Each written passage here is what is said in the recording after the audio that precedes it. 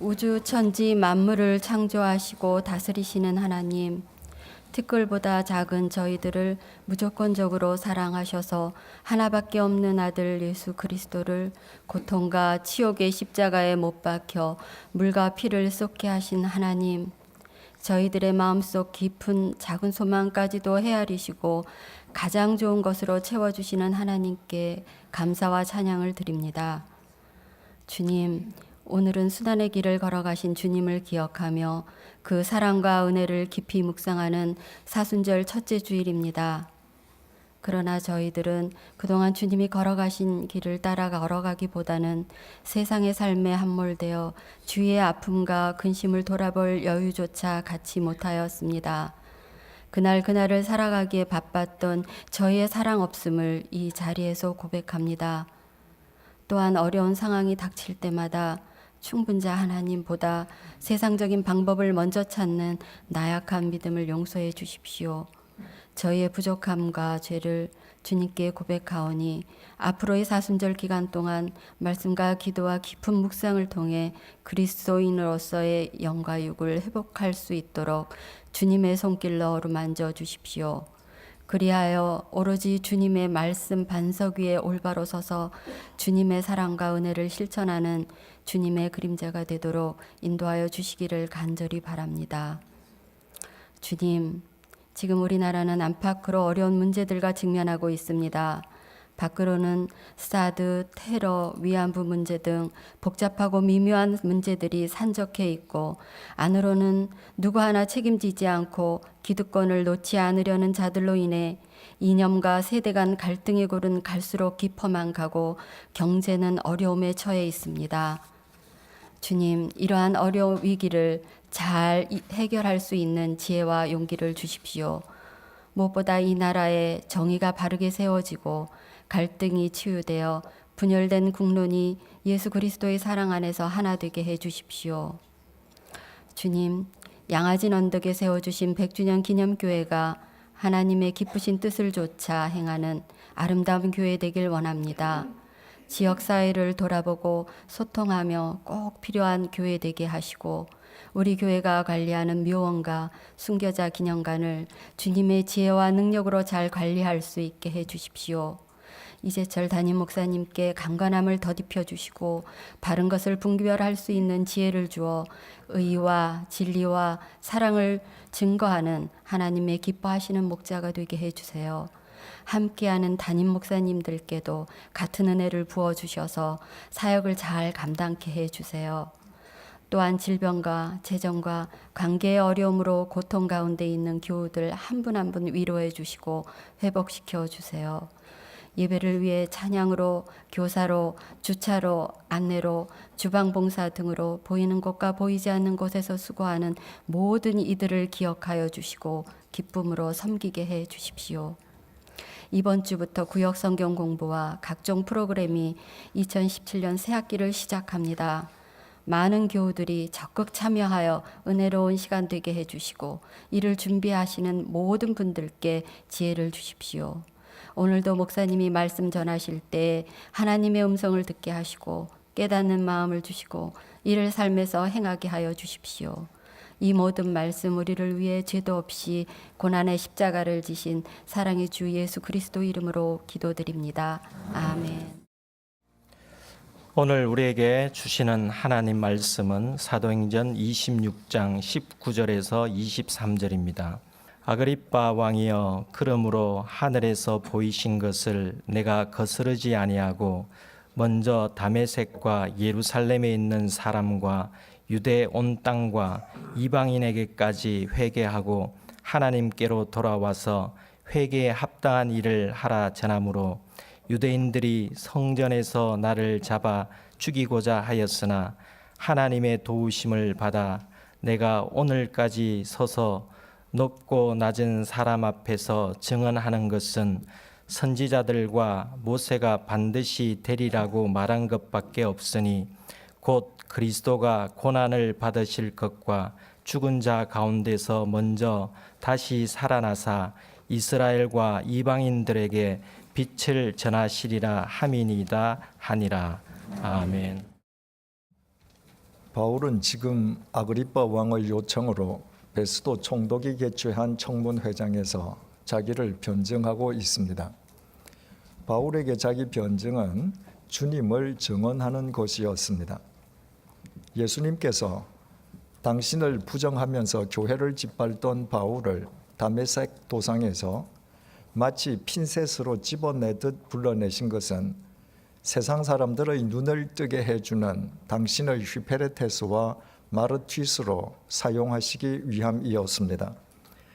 바울을 통로로 삼아 세상 사람들로 하여금 죄 사함을 얻게 해주실 뿐만 아니라 당신을 믿어 거룩한 교회의 일원이 되게 해주시기 위함이었던 것입니다.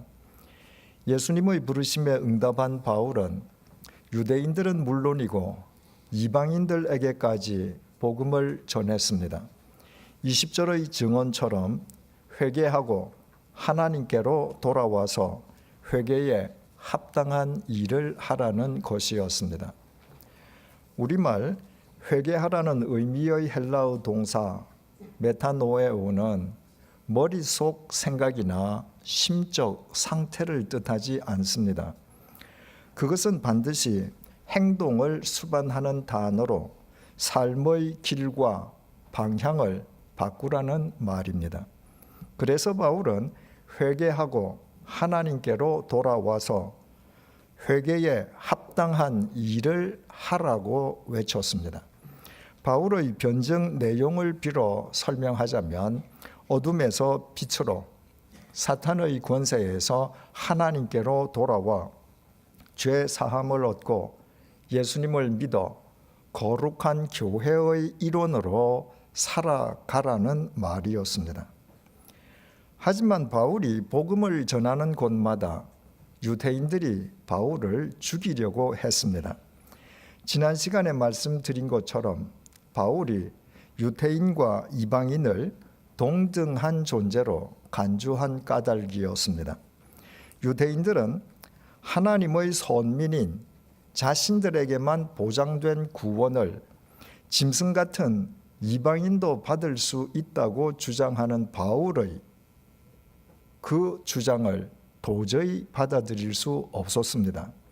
더욱이 스스로 거룩하고 의로운 하나님의 선민임을 자처하는 유대인들에게 바울이 회개하고 돌아서라고 외쳤다는 것은 너희들의 믿음과 삶이 틀렸다는 말이었으니 그 또한 유대인들로서는 용납할 수 없는 일이었습니다.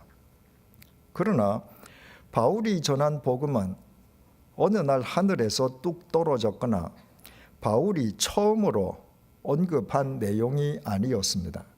그동안 바울이 증언해온 내용은 지난 시간에 확인했듯이 선지자들과 모세가 반드시 되리라고 말한 것이었습니다. 오늘날 우리가 구약 성경이라고 부르는 하나님의 말씀을 2000년 전에는 선지자들과 모세라고 부르기도 했다고 했습니다. 율법서와 선지서로 이루어진 하나님의 말씀이라는 의미였습니다. 바울이 온갖 박해와 살해 위협 속에서도 일관되게 증언해온 내용은 그 구약 성경이 예언하고 있는 내용이었습니다. 바울은 그 내용을 오늘의 본문 23절에서도 다시 언급했습니다. 곧 그리스도가 고난을 받으실 것과 죽은 자 가운데서 먼저 다시 살아나사 이스라엘과 이방인들에게 빛을 전하리라 함이니이다 하니라. 인간을 구원하기 위해 이 땅에 오실 메시아가 인간의 죄값을 대신 치르시고 죽으셨다가 다시 살아나셔서 유대인들과 이방인들 모두에게 생명의 빛을 전해주실 것이라는 내용이었습니다. 하지만 바울의 이 증언을 유대인들은 더더욱 수용할 수 없었습니다. 통일 왕국이었던 이스라엘은 솔로몬 왕 사후에 남왕국과 북왕국으로 분열되고 맙니다. 분열은 약화와 쇠퇴를 의미하기 마련입니다. 북왕국은 주전 722년 아시리아 제국에 의해, 그리고 남왕국은 주전 586년 바빌로니아 제국에 의해 각각 멸망당하고 말았습니다. 그 이후 이스라엘은 페르시아 제국과 헬라 제국의 지배를 받았고, 본문 당시에는 로마 제국의 식민지였습니다. 나라를 잃고 수백 년 동안이나 이 민족의 지배를 연이어 받던 유대인들은 세월의 흐름과 정비례해서 그들을 구원해 줄 메시아를 더욱 강렬하게 열망하였습니다. 그들이 열망한 메시아는 두말할 것도 없이 로마 제국의 압제에서 그들을 해방시켜 줄 정치적인 메시아였습니다. 이를테면 400년에 걸친 이집트의 노예살이에서 이스라엘 백성을 해방시킨 모세 같은 메시아를 열망한 것입니다. 그런 관점에서 볼 때 나사렛 예수는 어떤 경우에도 메시아일 수 없었습니다. 나사렛 예수란 나사렛 출신의 예수라는 의미입니다. 당시 나사렛은 달동네 빈민촌의 대명사였습니다. 달동네 출신 예수의 근거지는 성인이 되기까지 가난한 사람들이 모여 사는 변방 갈릴리였습니다. 그는 단 한 번도 정규 교육을 받은 적이 없었습니다. 자신이 메시아라면서도 그의 수하에는 단 한 명의 군인도 없었습니다. 그 자신이 적군을 물리칠 무기를 지니고 있지도 않았습니다. 오히려 그는 로마 군병들에게 능욕과 채찍질을 당하고 흉악범처럼 십자가에 못 박혀 죽었습니다. 그 과정에서 단 한 번의 저항도 하지 못했습니다. 로마 제국의 압제에서 이스라엘을 구원해내어야 할 메시아가 도리어 로마 군병들에 의해 십자가에 못 박혀 죽는다는 것은 유대인들의 상식으로는 절대로 받아들일 수 없는 일이었습니다. 저항 한 번 하지 못한 채 무력하게 십자가에 못 박혀 죽은 나사렛 예수, 그 예수는 결단코 메시아일 수 없었습니다. 이처럼 유대인들의 상식으로 메시아는 죽을 수 없었으므로 그들에게는 메시아의 부활 역시 황당무계한 소리일 수밖에 없었습니다. 당시에 바리새인들처럼 부활을 믿는 유대인들도 있긴 있었습니다. 하지만 그들에게조차도 메시아의 부활만은 받아들여질 수 없었습니다. 그들에게 하나님께서 보내시는 메시아는 죽지 않는 불사조여야만 했습니다. 죽지 않는데 죽지도 않은 메시아에게 어떻게 부활이 가능할 수 있겠습니까?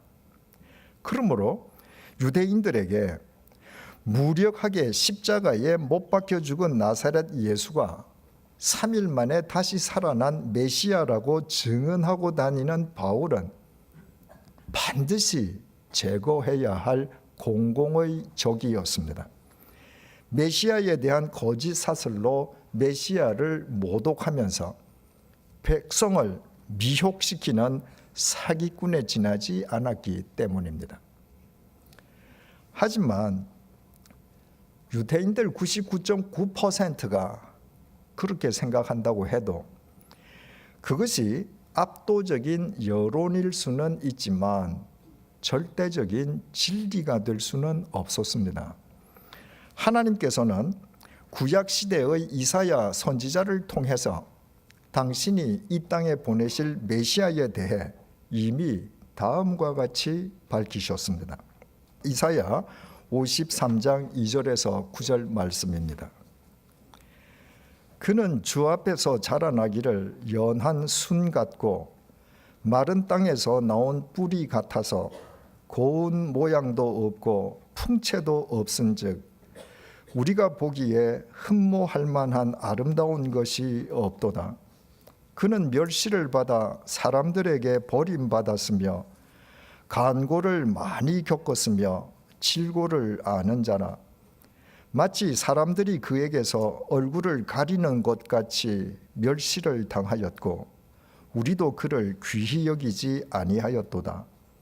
그는 실로 우리의 질고를 지고 우리의 슬픔을 당하였거늘 우리는 생각하기를 그는 징벌을 받아 하나님께 맞으며 고난을 당한다 하였노라.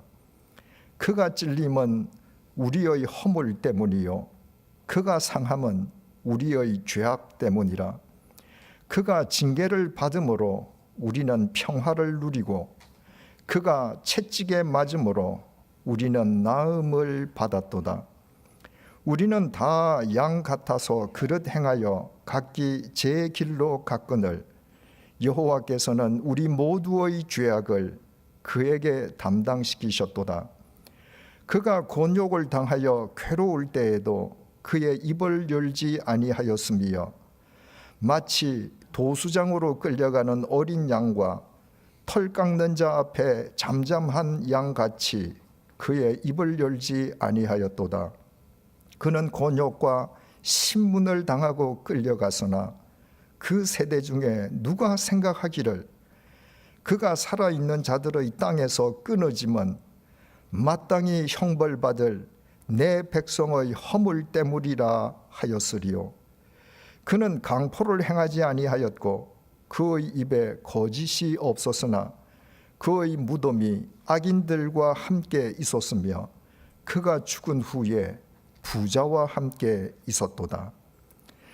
이사야 선지자는 예수님께서 이 땅에 오시기 700년 전에 로마 군병들에게 붙잡혀 능욕당하시며 강도와 함께 십자가에 못 박혀 죽으시고 부자 아리마대 요셉의 무덤에 장사될 예수님의 최후를 마치 자신의 눈으로 보는 듯이 정확하게 기록했습니다. 왜 예수님께서는 이 땅에 고난당하시는 메시아로 오셔야 했습니까? 예수님의 개인적인 입장에서 보더라도 정치적인 메시아로 오시는 편이 훨씬 더 낫지 않았겠습니까? 하나님의 능력을 지니신 예수님께서 정치적인 메시아로 오신다면 로마 제국을 몰아내는 것은 식은 죽 먹기처럼 쉬운 일 아니었겠습니까? 로마 제국의 압제에서 동족을 해방시키고 경제적인 번영까지 안겨준다면 그 얼마나 영웅적이고도 전설적인 메시아가 되겠습니까? 그런데도 왜 예수님께서는 화려한 그 길을 스스로 버리시고 비참한 고난과 죽음의 길을 선택하신 것입니까? 정치적인 메시아가 혹 인간의 육체적 안녕과 경제적 번영을 보장해 줄 수는 있어도 그보다 더 중요한 문제, 다시 말해 죄와 죽음의 문제를 해결해 줄 수는 없기 때문입니다. 1945년 8월 15일 우리 민족은 36년에 걸친 일제의 식민 통치에서 해방되었습니다. 하지만 그 정치적인 해방이 죄와 죽음으로부터의 해방까지 포함한 것은 결코 아니었지 않습니까? 이미 말씀드렸듯이 인간은 육체적 안녕과 경제적 번영만으로 족한 고기 덩어리가 아닙니다. 하나님께서 창조하신 인간은 영적 존재입니다. 영적 존재에게 필수적인 것은 죄와 죽음으로부터의 해방입니다. 바로 그 해방을 인간에게 주시기 위해서 예수님께서는 반드시 고난받는 메시아로 이 땅에 오셔야만 했습니다. 당신이 십자가의 제물이 되시어 인간이 받아야 할 죽음의 형벌을 대신 받아주시기 위함이었습니다. 하지만 예수님의 죽음만으로는 인간의 죄의 문제만 해소될 뿐 인간의 죽음의 문제는 여전히 미해결 상태로 남아있을 수밖에 없습니다. 하나님께서는 인간의 죄값을 대신 치르시기 위해 십자가의 제물로 죽으신 예수님을 그냥 죽음 속에 내팽개쳐 두신 것이 아니었습니다. 하나님께서는 죽음 한가운데에서 예수님을 3일 만에 다시 살아나게 하심으로 인간에게 영원한 생명의 길까지도 열어주셨습니다. 누구든지 회개하고 메시아이신 예수님을 향해 돌아서기만 하면 죄와 죽음의 속박으로부터 온전히 해방되게 해주신 것입니다. 이 사실을 알았던 호세아 선지자 역시 예수님께서 이 땅에 오시기 700년 전에 이렇게 예언했습니다. 호세아서 6장 1절에서 2절 말씀입니다. 오라, 우리가 여호와께로 돌아가자. 여호와께서 우리를 찢으셨으나 도로 낫게 하실 것이요 우리를 치셨으나 싸매어 주실 것임이라. 여호와께서 이틀 후에 우리를 살리시며 셋째 날에 우리를 일으키시리니 우리가 그의 앞에서 살리라. 인간을 찢으셨다가 낫게 하시고 치셨다가 싸매어 주시며 이틀 후 다시 말해 3일째 되는 날에 다시 살리시고 일으켜 세워주신다니 대체 여호와 하나님께서는 미약한 인간을 상대로 장난치는 분이시라는 말입니까? 결코 그런 말이 아닙니다. 호세아의 이 말은 인간의 죄값을 대신 치러주시기 위해 십자가의 제물로 찢어지셨다가 3일 만에 다시 살아나신 예수님에 대한 1차적인 예시입니다. 그 다음으로는 바로 우리 모두를 향한 하나님의 초청의 말씀입니다. 하나님께서 메시아로 보내신 예수님을 향해 누구든지 회개하고 돌아서기만 하면 하나님께서 죄로 상한 그의 환부를 도려내신 다음 친히 싸매어 주셔서 3일 만에 다시 살아나신 예수님 안에서 새로운 피조물로 새롭게 거듭나게 해주신다는 초청의 말씀인 것입니다. 한마디로 말해 누구든지 메시아이신 예수님을 향해 돌아서기만 하면 그의 옛사람은 죽고 3일 만에 다시 살아나신 예수님 안에서 새로운 삶이 시작된다는 말입니다. 바울 역시 예수님의 부르심에 예수님을 향해 회개하여 돌아서므로 예수님을 부정하면서 교회를 짓밟던 그의 옛사람 사울은 죽고 3일 만에 다시 살아나신 예수님 안에서 사도 바울로 거듭났습니다.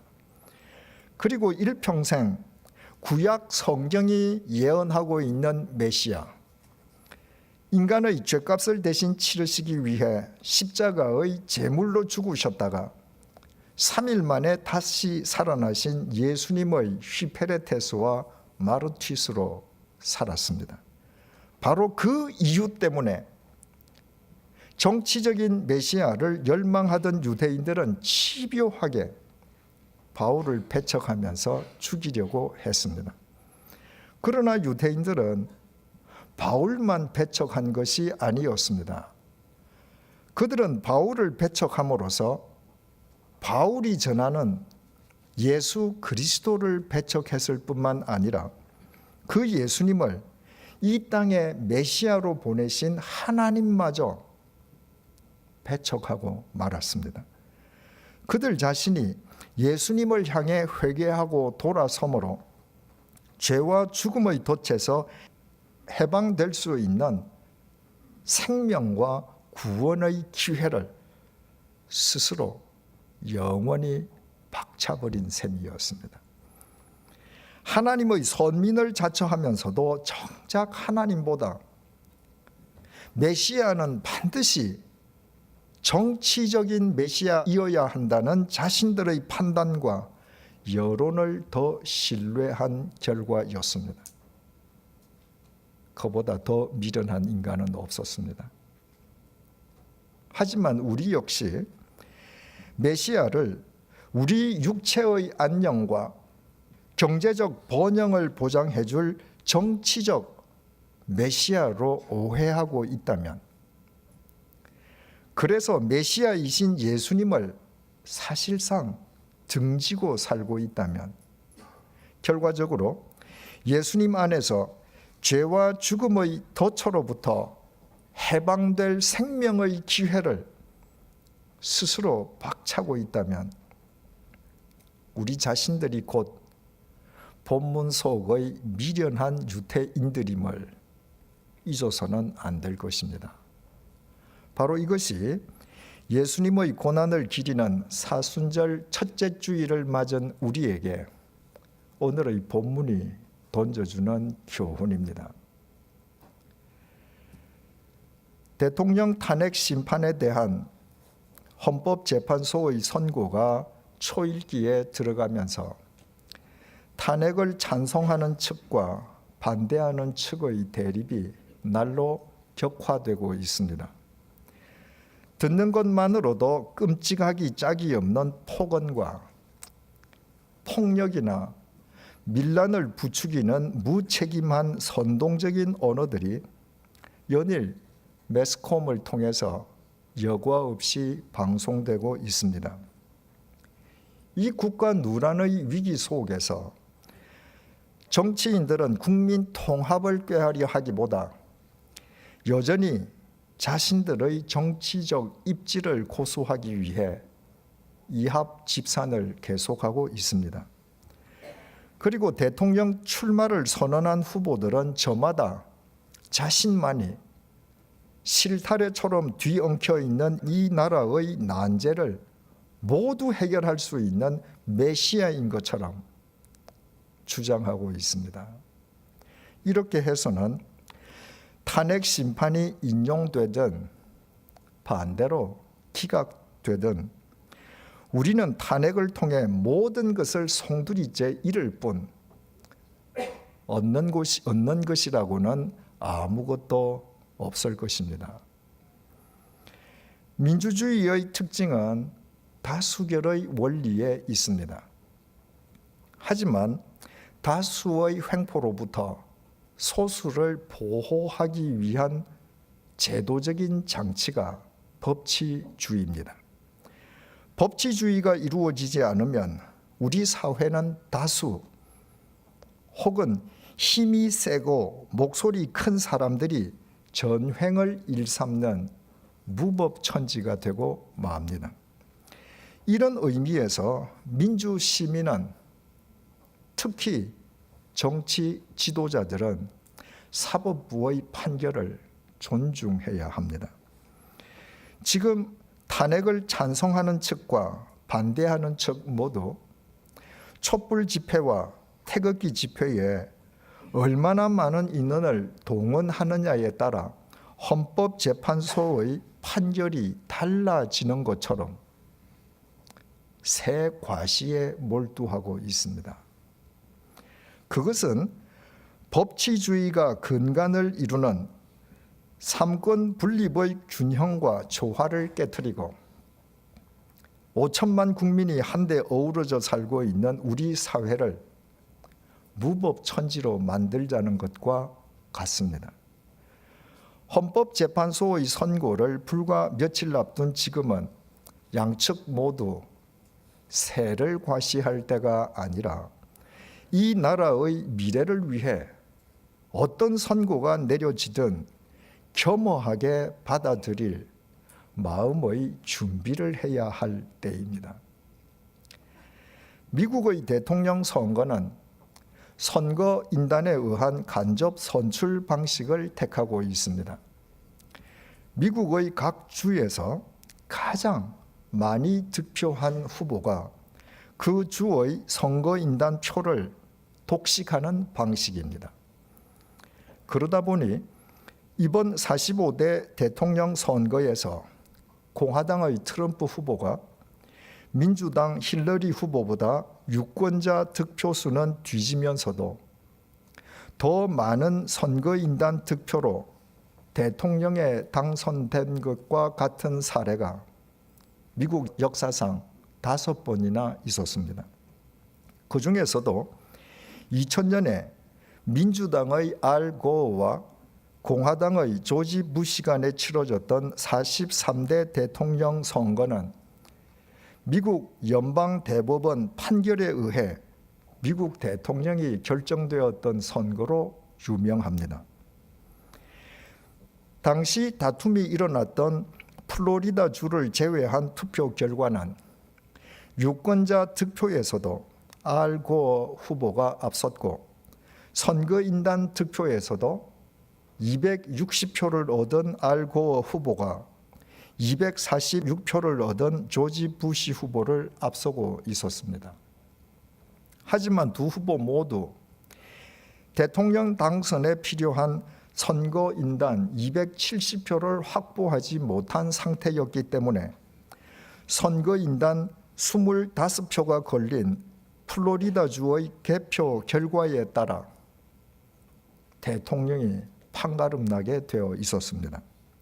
그러나 플로리다주의 독특한 선거법과 그 법의 적용과 관련하여 알 고어 측과 조지 부시 측 간에 다툼이 일어나 마침내 연방 대법원까지 개입하게 되었습니다. 그 결과 전국 유권자 득표에서 뒤지고서도 플로리다 선거인단 표를 독식한 조지 부시가 대통령에 당선되었습니다. 당시 플로리다 주 지사는 조지 부시 후보의 친동생 잽 부시였고 공화당원이었던 플로리다 주 정부 장관 해리스는 개표와 관련된 다툼 내내 일방적으로 조지 부시 후보의 편을 들었습니다. 알 고어 개인의 입장에서 보자면 대법원의 판결에 승복하기 어려운 상황이었습니다. 하지만 알 고어는 민주사회의 정치 지도자답게 결과에 깨끗하게 승복했습니다. 당시 그의 승복 연설 가운데의 일부를 읽어드리겠습니다. 어느 유명한 로스쿨의 도서관에는 다음과 같은 좌우명이 새겨져 있습니다. 사람의 지배가 아니라 하나님과 법의 지배 아래에. 이것은 미국이 추구하는 자유의 지배 원리인 동시에 우리의 민주주의적 자유의 원천이기도 합니다. 저는 이것을 이번 선거를 둘러싼 다툼의 지침으로 삼으려고 애를 썼습니다. 그것이 지난 5주간 이 모든 복잡한 문제들에 대한 심리 과정을 거치는 데 있어 우리나라의 지침이 되었듯이 말입니다. 이제 연방 대법원의 판결이 내려졌습니다. 저 개인적으로는 그 판결에 강하게 반대하지만 그러나 재론의 여지 없이 저는 그 판결을 수용합니다. 저는 다음 주 월요일에 선거인단이 비준할 최종 결과 역시 수용할 것입니다. 그리고 우리 민주주의의 신장과 국민의 단결을 위해 오늘 밤 저는 그 모든 결과에 대한 승복을 선언합니다. 이번 선거는 참으로 특이하였습니다. 하지만 뒤늦게 봉합된 갈등이 예기치 못한 하나님의 섭리 아래 우리 모두를 위한 새로운 공통 기반을 조성하게 해 줄 것입니다. 우리가 같은 역사와 같은 운명을 함께 짊어진 한 국민임을 다시금 상기시켜 줄 것이기 때문입니다. 역사적으로 대중의 의지에 도전하여 뜨겁게 논박하고 치열하게 싸웠던 수많은 다툼의 예가 있어 왔습니다. 결론에 이르기까지의 몇 주 동안에는 논쟁이 지속되었지만 일단 결론이 내려지면 승자든 패자든 화해의 정신으로 그 결과에 깨끗하게 승복하여 왔습니다. 우리 역시 그렇게 하십시다. 나의 친구 여러분들이여, 누군가에게도 말한 적이 있었듯이 이제는 제가 물러가야 할 시간입니다. 알고 자신은 동의할 수 없었지만 그는 연방 대법원의 판결을 하나님의 섭리로 받아들이고 민주주의의 신장과 미국 국민의 단결을 위해 그 판결에 깨끗하게 승복했습니다. 미국이 현재 당면하고 있는 온갖 문제에도 불구하고 여전히 위대하다면 미국에는 이런 위대한 정치 지도자들이 있기 때문입니다. 법치가 부정되는 곳에서는 민주사회도 정의로운 사회도 불가능합니다. 헌법재판소가 탄핵 심판에 대한 선고를 어떻게 내리든 자신의 정치적 입지를 위해 불복을 선동하는 정치인이 있다면 여야를 막론하고 우리 모두 힘을 합쳐 투표를 통해 그런 비민주적이고도 무책임한 정치인을 영영 퇴출시켜야 할 것입니다. 우리 교회에도 탄핵을 찬성하여 열심히 촛불 집회에 참석하는 분도 있고 탄핵을 반대하면서 태극기 집회에 앞장서는 분들도 있습니다. 그러나 그동안 그분들이 교회에서 서로 상대에 대해 얼굴 붉히는 일이 단 한 번도 없었다는 사실에 대해 저는 담임 목사로 깊이 감사하고 있습니다.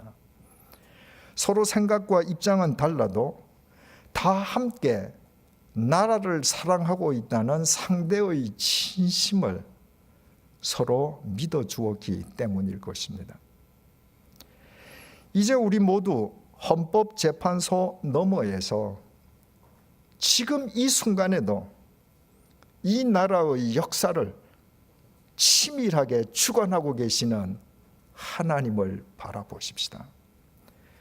그리고 우리 각자가 동의할 수 없는 결과가 나오더라도 알고처럼 하나님의 섭리로 받아들여 겸허하게 승복하면서 오히려 이 나라를 이 지경으로 만드는데 공범이었던 우리 자신을 회개하십시다.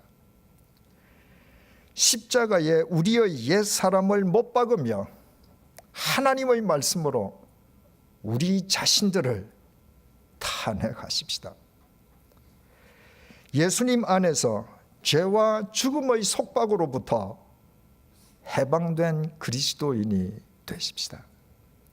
그때 하나님께서 우리를 통해 이 나라의 환부를 도려내시고 친히 싸매어 주시며 3일 만에 다시 살아나신 예수님 안에서 이 나라를 새로운 대한민국으로 소생시켜 주실 것입니다.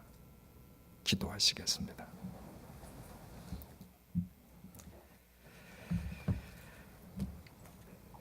예수님께서 우리 육체의 안녕과 경제적 번영을 위한 정치적 메시아로 오셨다면 우리는 좀 더 잘 입고 좀 더 잘 먹는 고깃덩어리로 살다가 영원히 멸망하고 말았을 것입니다.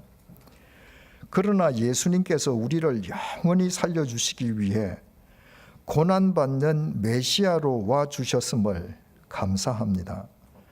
몸소 십자가의 제물이 되시어 우리가 받아야 할 죽음의 형벌을 대신 받아주신 것을 감사합니다. 모든 것을 삼키는 죽음의 권세를 깨트리시고 3일 만에 다시 살아나신 것을 감사합니다. 우리 한 사람 한 사람의 이름을 일일이 기억하시고 우리 각자를 불러주신 것도 감사합니다. 우리 모두 사순절 첫째 주일을 맞아 사도 바울처럼 예수님의 부르심에 응답하여 예수님을 향해 회개하며 확실하게 돌아서게 해 주십시오. 예수님 안에서 죄와 죽음의 속박으로부터 해방된 그리스도인으로 살아가게 해 주십시오. 우리가 예수님의 십자가로 우리의 옛사람을 탄핵하지 않으면 예수님 안에서 새로운 피조물로 거듭날 수도 없음을 잊지 말게 해 주십시오. 대통령 탄핵 심판 선고가 초일기에 들어갔습니다. 8명의 헌법재판관들을 이 시점의 재판관으로 세우신 분이 하나님이시오매 그들을 통해 하나님의 뜻이 이루어지게 해 주십시오. 그동안 탄핵에 찬성해왔든 혹은 반대해왔든 우리 국민 모두 헌법재판소의 선고에 겸허하게 승복하게 해 주십시오. 그리하여 현재 우리 사회의 혼란이 새로운 대한민국을 해산하기 위한 생명의 진통으로 승화되게 해 주십시오. 예수님의 이름으로 기도드립니다. 아멘.